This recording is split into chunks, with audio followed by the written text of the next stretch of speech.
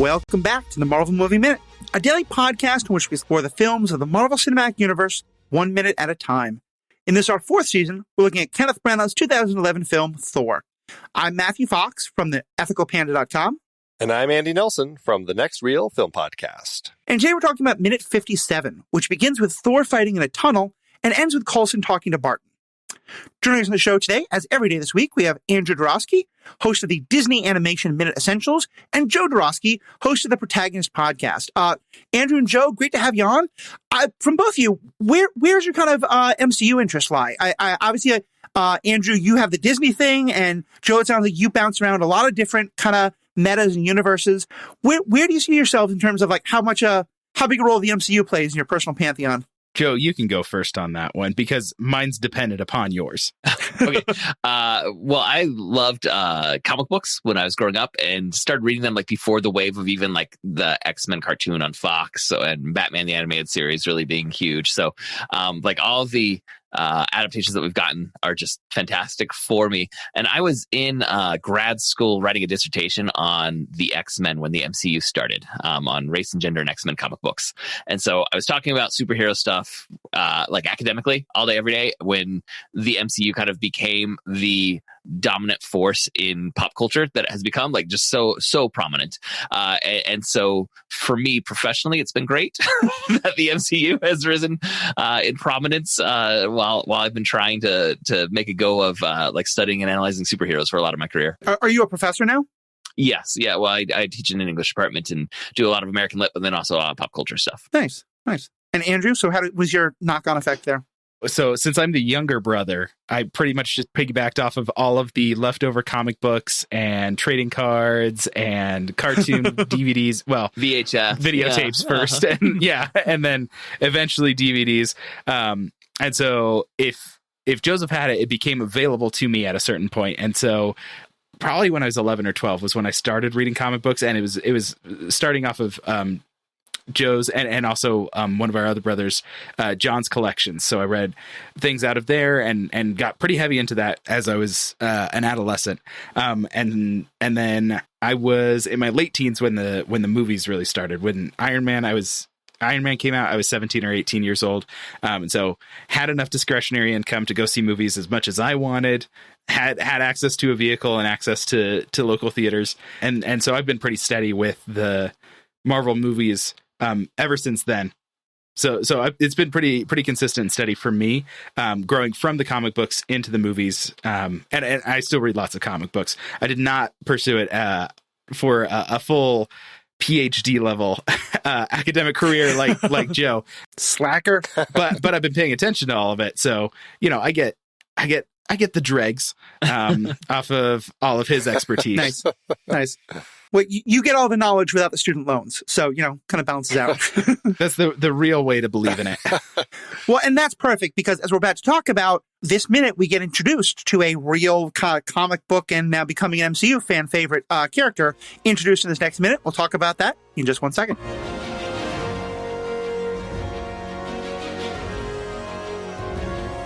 Have you ever heard of Patreon? Like so many podcasters out there, we are a fan. And we find it to be a great platform for our fans to support us by becoming patrons. Well, we have now upgraded our site to Patreon's Memberful platform, which allows us to build our patron support platform right into our own website. So if you've been thinking of becoming a patron to show your love for the show, but you weren't sure about it because you couldn't find us on Patreon itself, just know that we are, in fact, using their platform. You can learn more about it at memberful.com. They make it so easy. Just visit truestory.fm/Marvel Movie Minute, and you can find out what we offer to our patrons. It's only $5 a month, or you can get a discount if you join at the annual rate.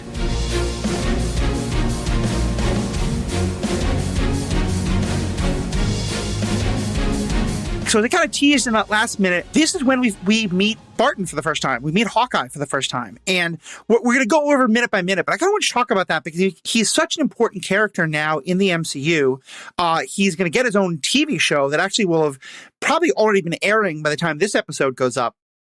For the both of you, as or especially for Joe, but both of you as comic book people, and Andy, was Hawkeye a character you knew well before this movie? I knew him as like part of the team, but not as someone who's going to carry his own series. But he's when the Avengers show up, very frequently Hawkeye's going to be a part of the scene that's there, and he never like resonated with me like as like one of the core pillars of the Marvel Universe or the Avengers, but it always makes sense when the Avengers show up that there's Hawkeye, right there. When I was reading comics, it was largely like Spider-Man was mostly who I was reading.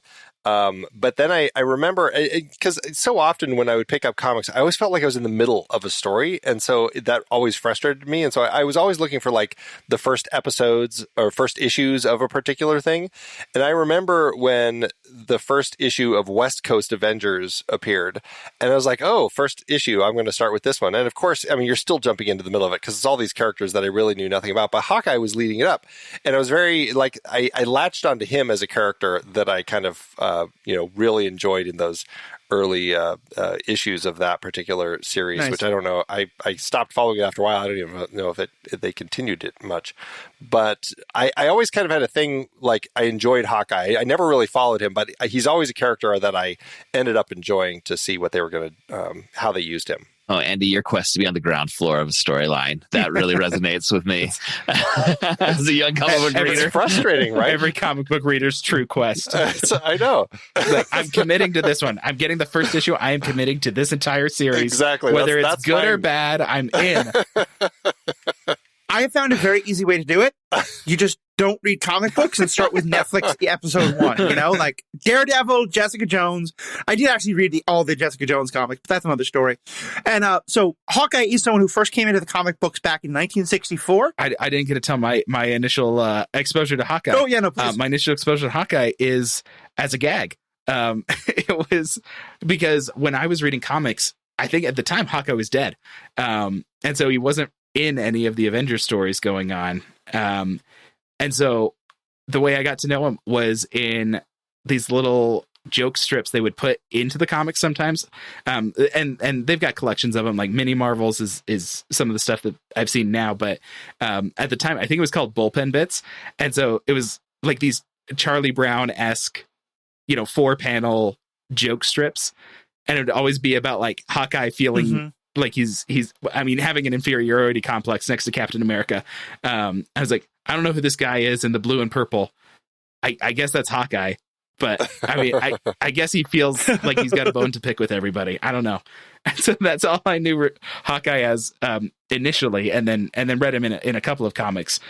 But mostly I just kind of like knew about him in the metatextual way, right? Like I know Hawkeye's part of Avengers, but without having read much for him. Well, he's an interesting one because of all of them, like there's really no superpower there. So, I mean, he's kind of like another Batman-esque type of character who just is an incredible marksman. And I mean, I don't know if he's like a science brain who's also designing all these really clever types of arrows that he's shooting, or is someone else designing them for him? I don't know. It's never really said, but I like to think that he's coming up with all that sort of stuff. But so I don't know. I find him such an interesting character because of that. And I'm always drawn to these characters, particularly like when it's a team of supers and there's somebody there who's not a super, but it can fight at a level that makes them still a worthy part of the team. I really enjoy those characters. And that's obviously a big part of why him and Natasha were always connected. Yeah. I mean, they obviously build a backstory for them in the MCU, but they're both like that. And to me, the quintessential Hawkeye moment is in Age of Ultron when he's trying to convince Wanda to come back into the fight. Says like, listen, like there's giant robots fighting and the city is flying and we could destroy the whole world. And I've got a bow and arrow. It doesn't make sense, but here's what we are, and I just love that from him. And am I right? as I've said before, I didn't watch Thor until after I'd seen Avengers and met the character and then wanted to go back and watch the movie. But my memory is that no one knew Hawkeye was going to be in this and that they had kind of kept it quiet. So it was a fun surprise. Am I right about that? There was buzz. I think that they were keeping it a surprise. I don't know exactly how it played out, but I felt like it was something that they were keeping a surprise, but then somehow it got out because there was kind of talk about how he was Hawkeye, but it was like just before the movie came out. At least that's my recollection, is like it ended up not being a huge surprise, but felt like it was meant to be one. And I can't remember if it was like fully spoiled in reviews, but I remember reviewers really didn't like this sequence. And many of them mentioned the kind of absurd appearance of a character that maybe will matter later, but doesn't for this movie. Yeah, that's the other thing is like, even if it wasn't a surprise, it's also like Hawkeye's not a huge deal, you know, in as much as Marvel was putting together the Avengers with their, you know, basically B-list at best superheroes, because it's the ones that they had after all the financial dealings in the 90s. Right. And Hawkeye is not even the middle of that B-list list. You know, he's you know, maybe the bottom of the B list or the top of the C list.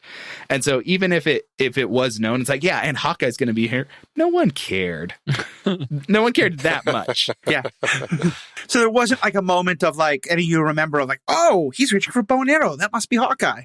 I mean, I do remember thinking that, but then like the way it plays out, I wish he'd been given more to do to make this sequence feel like the sequence almost feels, and I don't know the reality of this, like it was tacked on later. Like you could have had the Coulson line and Hawkeye up in the crane with not part of the shooting when they're shooting all the Thor moments and edited it all in later, and that could have been done.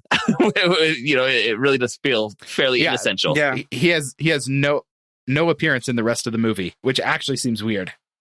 You know, you'd think he would show up at least a little. Yeah, and I feel like when you look at the script, I mean, I think maybe they changed the name to B. Barton in the script, but the way that it's scripted is it's like he grabs a sniper rifle. It's not even his arrow and bow and arrow. And so that made me think, was it originally scripted as just another agent that goes up with a sniper rifle? And then later they changed it. They said, oh, this would be a good opportunity.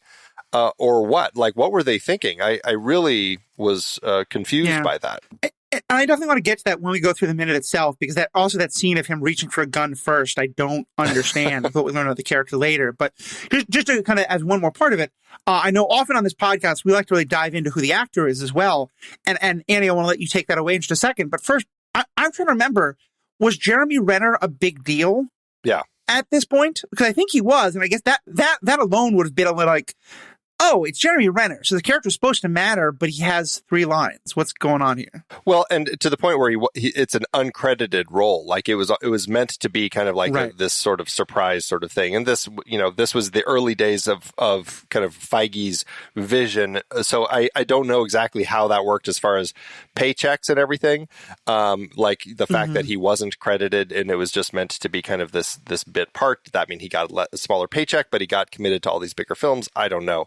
But yeah, I mean, he certainly had been, you know, at least since 2008, with a film that I'll mention here in a second, you know, very popular and kind of somebody that people would recognize.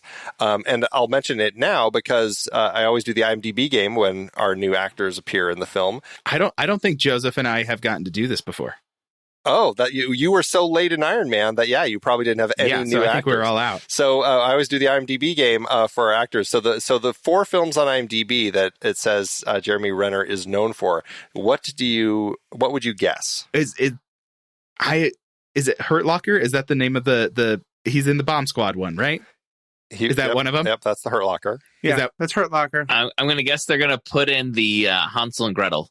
What? Witch Hunters. Because they were trying to make that a really big thing when it was coming out. Yes, so I'm wondering if like there's still some algorithm because that had so much push. Is that one of the 4? Well, give me 4 and then I'll tell you which ones you got right. Okay, so Hurt Locker. Well, I was going to say the I forget which it is, the one Bourne movie that he does. Bourne Legacy. Where it was like, because it's the other big franchise he's in, even if though it's one they were really trying to make him a franchise anchor. Bourne people would rather forget.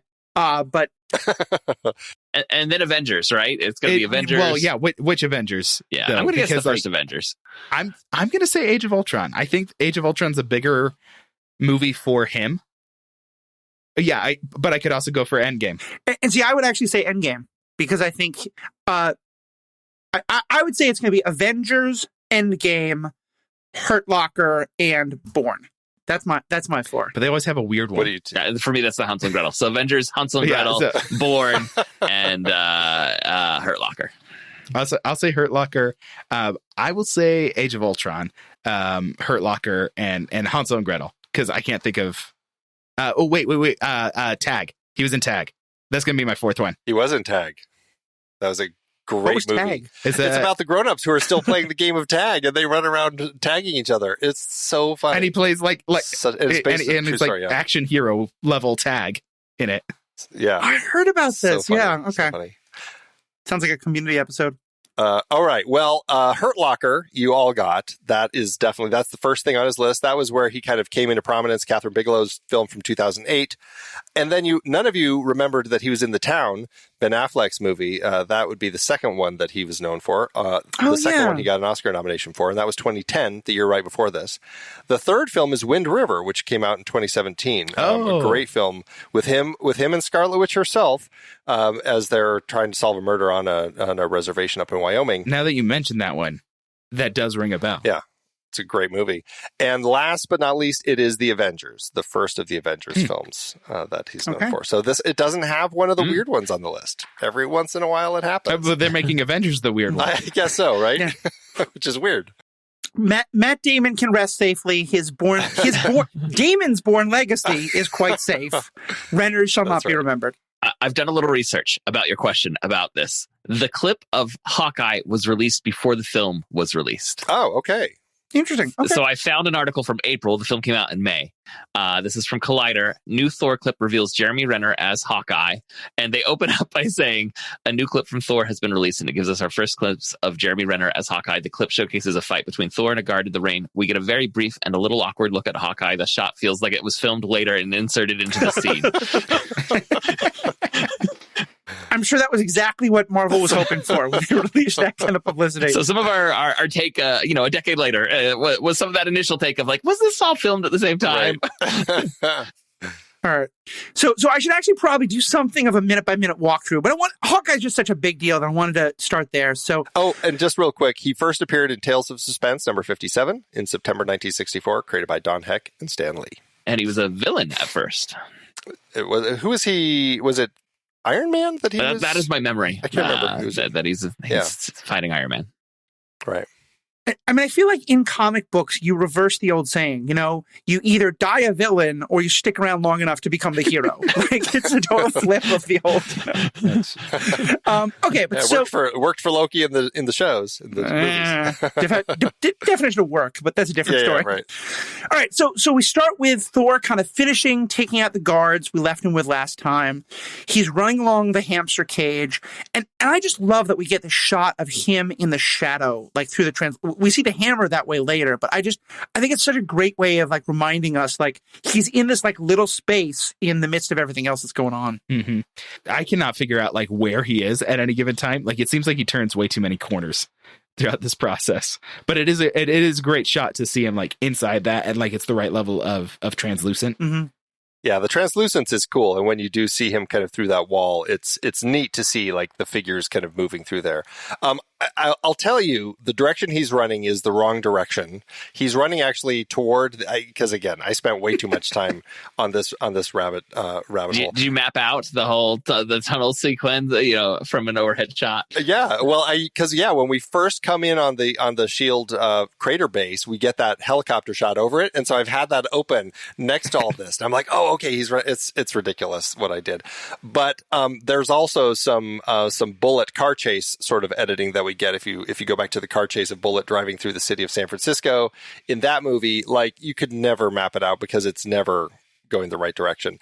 And there are a few moments here where all of a sudden Thor jumps to a totally different place, and it doesn't make any sense. But here he's running. If he continues on the curve, he'll end up in the command center where Sitwell is. So he's going the wrong way, and he does turn around at some point here shortly.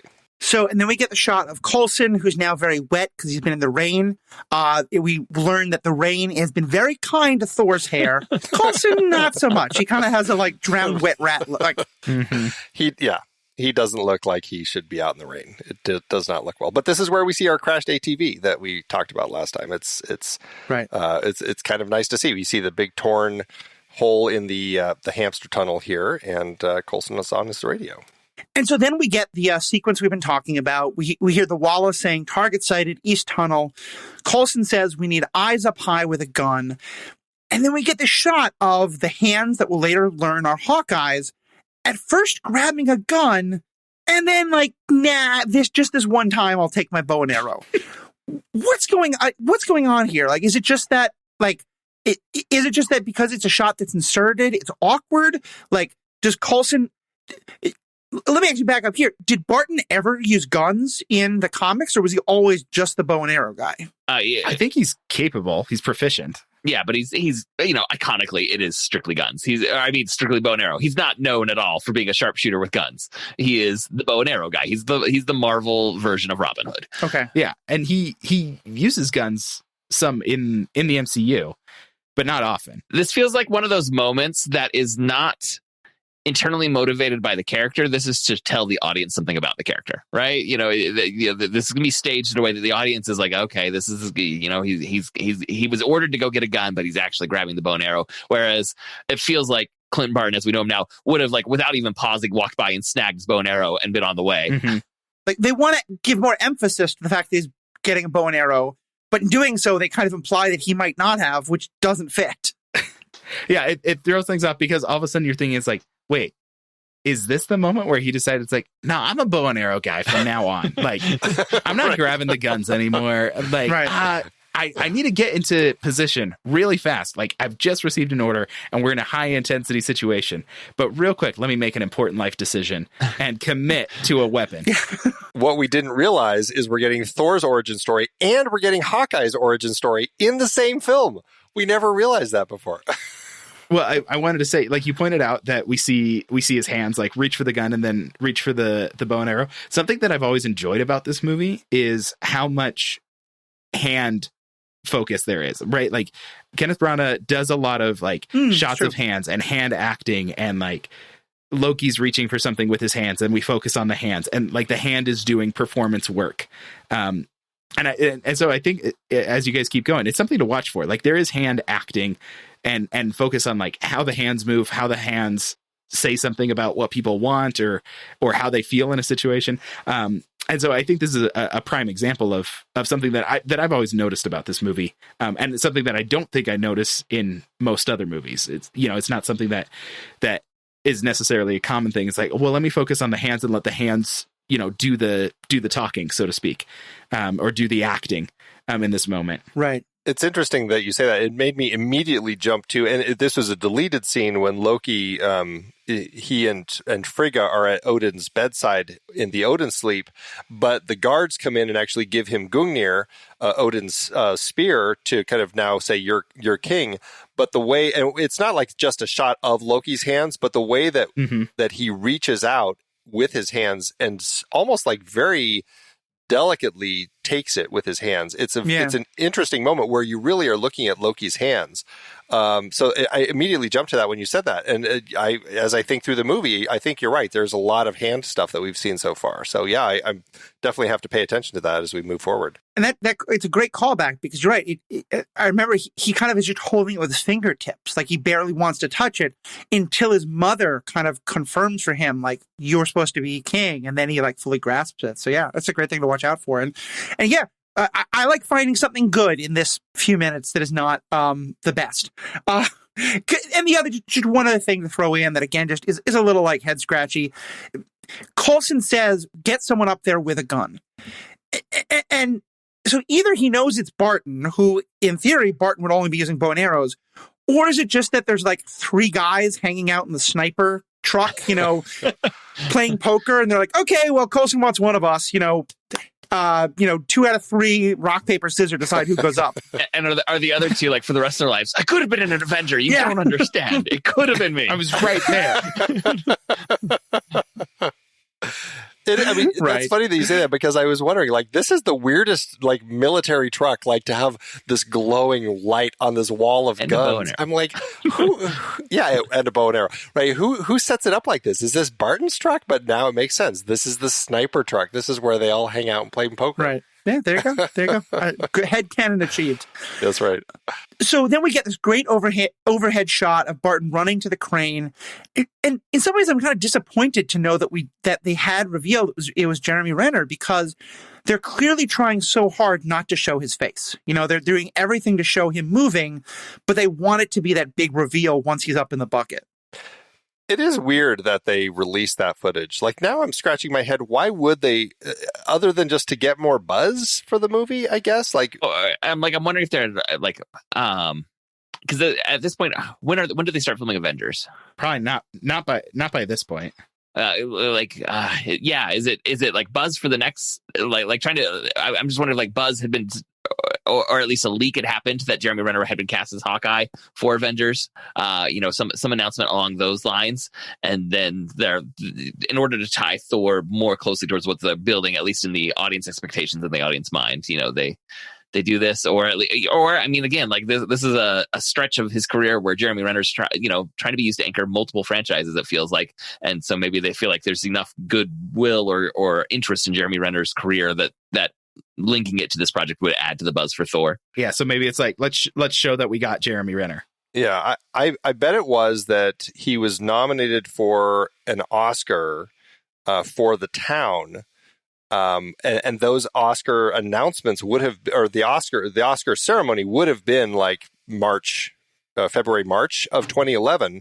And so that would do he at that time was probably, I mean, certainly more of a name than Chris Hemsworth was, at least in the States. And so they probably were trying to bank on the fact that, hey, we have this Oscar nominated actor that was just this great hoodlum in The Town. That might be part of the reason. Right. And I also wonder, kind of building on that, the first Robert Downey Jr. was a household name. Yeah. Edward Norton was a household name. Yeah. And also Iron Man and Hulk were more household names, I think, than Thor, or certainly Thor is a comic book. So it may be that they wanted to capitalize on that. It may also be that, they filmed this wanting it to be a big reveal, but maybe like the buzz wasn't getting as much publicity as they hoped. Maybe they felt like, okay, we need to kind of punch it up a little bit. Either way, it's too bad, because I think it would have been a fun reveal without it. Yeah. So I just double checked. Avengers did begin filming in April of 2011. So I'm wondering if there's like enough reveals happening about the cast of Avengers and everything that they're just trying to ride all of that, together towards the publicity of Thor. Yeah. Yeah. Right. Well, there's a new book that just came out that might answer it. Andy, if Next Reel wants to buy me a copy, I'd be happy to look through it. Because it is not a cheap book. No, it is not. Sign up for membership, folks, and then we can buy that book and tell you all sorts of things as I decide what Andy's budget's going to be, and I'm going to host new. That's right. He's going to have a new host pretty soon. Anyway, though, so then we do. He also tosses the bow into the bucket, which is a little like kind of chucks it in there. Yeah, those things are very finely calibrated. Well, and as the person who's like, that's his livelihood, he's, maybe not. I mean, he might have just decided, I'm going to be a bow guy, and he doesn't know how to treat it. Who knows? But regardless, like the fact that he just throws it in there, I'm like, this, that you don't do that with your weapon. It's like, Also, I've never seen this particular contraption in any other movie ever. Where it's like, I need a sniper in position, put him on a crane in a exposed bucket wire cage. One that's dangling freely and getting blown about by the gusts of wind. This is mobile. Like, snipers can't spot from that. Like, in the rain, like, that's really above. A lot of challenge for a sniper. I want as much motion in my sniper's eyes. Yeah, put him in the bucket that's going to get struck by lightning. Yeah, it's. I mean, you could like climb up the thing holding the bucket, and that would give you a more steady, place to shoot from. But anyway, so now Thor is still kind of kicking ass. Once again, he's still what I describe as like super agent, super fighting man. He's not fighting like a god, but he's still winning clearly. There's that one wonderful scene where like 3 people are on the stairs and he has one kick to kind of knock them all down. And just to clarify, this is the staircase that he passed earlier, ran down the hamster cage, and then for some reason he must have realized he's going the wrong way. He turned back and now he's back at the same set of stairs. Same set of stairs. Same set of stairs. Yeah. So he's really going nowhere. This is like his journey through Puente Antiguo. He really, like, how long does it take to get through Puente Antiguo to get to the pet store? It took him forever. I don't understand all these 3D video games. I grew up in a world where the enemy was to the right, you started on the left, but if you passed bad guys, you had to always go back to get their loot. And I'm from the era where if you passed the bad guy, you were never seeing them again. Yeah, exactly. That was it. You couldn't go backwards. That was not a... Yeah, you could go back like 5 seconds. So yeah, he's got to go, he wants the 100% complete rate, I think is what we're going for here. With this little fight that he has, does it feel like they do a slow-mo shot of the one guy that he kicks falling out the wall at the back? Like, does it feel like it slows down just a little bit in that moment? And if so, why? Because it's not like he actually kicked him through a wall. He kicked him through a very thin sheet of loose plastic. I feel like in a world where Zack Snyder exists, the bar for unnecessary use of slow-mo has been set so this doesn't even occur to me, in terms of where the bar for unnecessary slow-mo is now. And we'll certainly have some slow-mo later in our week to talk about, because some of it makes sense and some of it I'm like, well, now it doesn't make sense anymore. What are you doing, Ken? Yeah.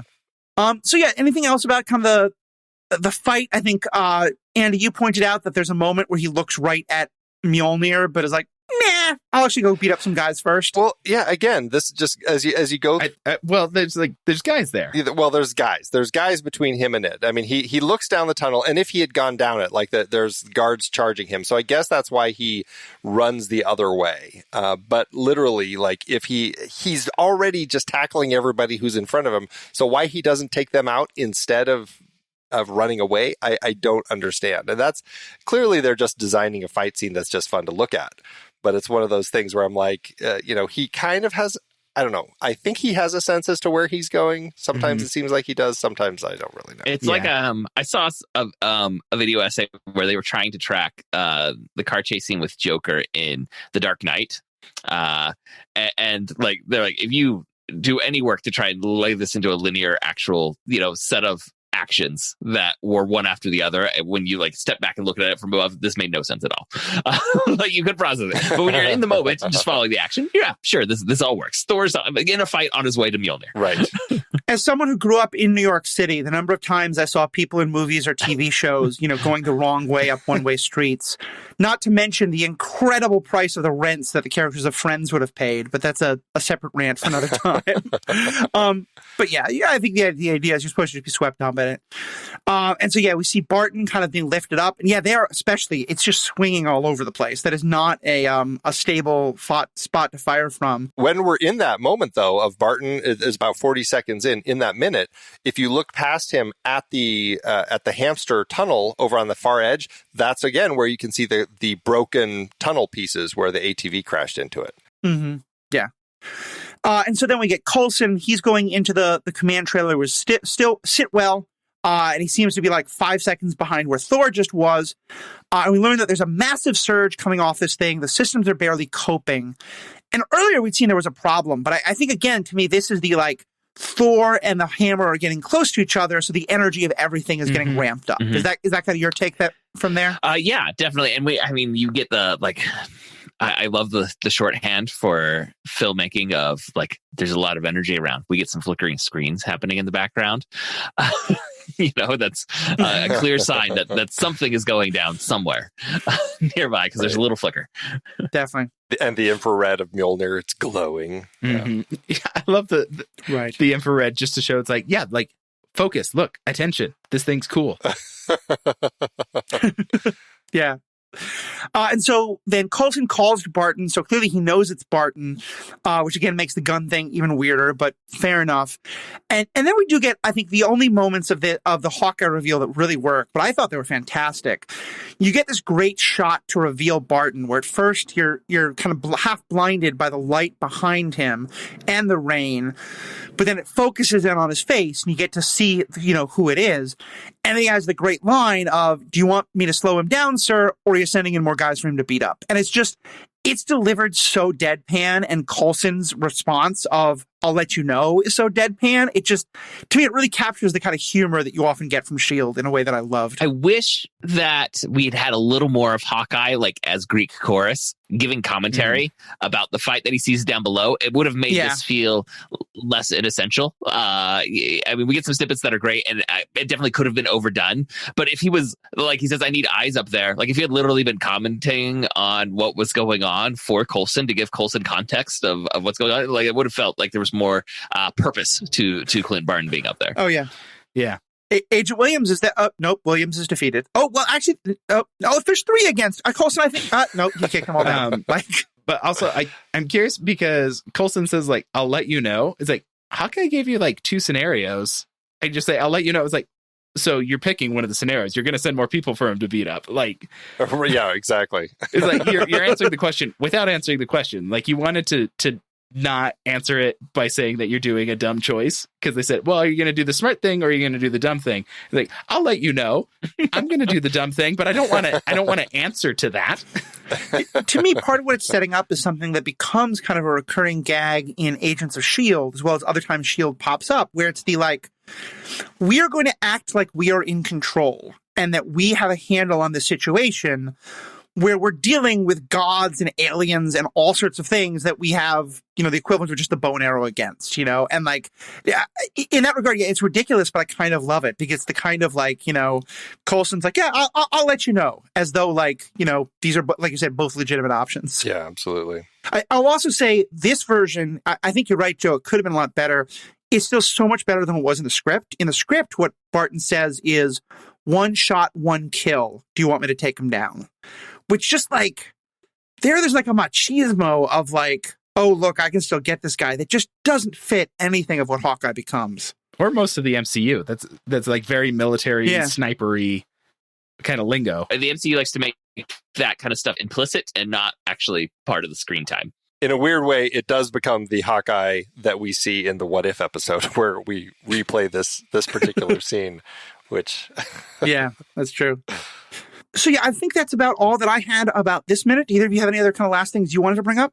No, I think we've covered everything that I would talk about. I'm glad Andy's here to help orient me because I was wondering about that set Thor's of stairs choices and the stairs in particular. I was like, wait, is he up at the top or? Well, I'll tell you, just when you see him running past, again, we cut to that great shot from the exterior, and you see Thor's figure running behind. The next shot, we cut to Coulson. If Coulson turned around, Thor would literally have been right behind him. Like, that's exactly where Thor is. It's like nobody knows. And Coulson's right, or Barton's right above him. So it's very funny how all of this plays out. But I mean, they only have so much hamster cage. In fact, where Thor kicked the guy through the plastic is actually right behind Coulson as well. It's just not there at this particular point because we're meant to think it's somewhere else. But it is what it is. All right. Well, as always, thanks everybody for being a part of this. This was great. Really looking forward to the rest of this week. Andrew and Joe, we talked about those podcasts. Are there other places people can find your stuff in terms of like Twitter or social media? Or Joe, I know you said you do English. It sounds like you've been published somewhat with some of your thoughts on some of these things. Yeah. So I've edited a series of essay collections called The Ages of Superheroes, where they're all essays on different the appearances of the superhero in different points in their history. So like The Ages of Superman, you get one essay that's about him in the Golden Age with World War II stuff, and then one about him during the Vietnam era, and what's different about these stories with Superman. And I've edited about 10 of those essay collections at this point. So if you have any interest in comic book superheroes and kind of an academic contextualization of what seems to be influencing some of the stories that are being told, you can look into those. Awesome. I have not published any essay collections, but as far as social media goes, all of our stuff is at Diz Minute. So at DIS Minute on Instagram and Twitter and all of that. Awesome. And of course, you can find all of the Next Reel social media on our page. And, we always want feedback. It's fun to get to converse about this with me and Andy, with our guests. But I really love when I get to hear like what the fans think. Like, what'd you love about this minute? I would love to hear from people like, what was it like for you when you first saw Hawkeye? Did you have a kind of great moment of recognition? Was there like, what in the world is Jeremy Renner doing in this? What'd you think? Let us know. So please check out all the great things that the people here have talked about that we're creating. Please check out all the other things on the Next Reel family of podcasts and on the Superhero Ethics family of podcasts. And most importantly, have a great day. Until next time, true believers.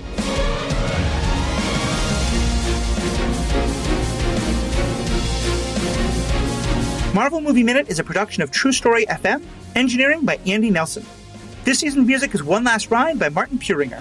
Find the show at truestory.fm, and if your podcast app allows ratings and reviews, consider doing that for this show.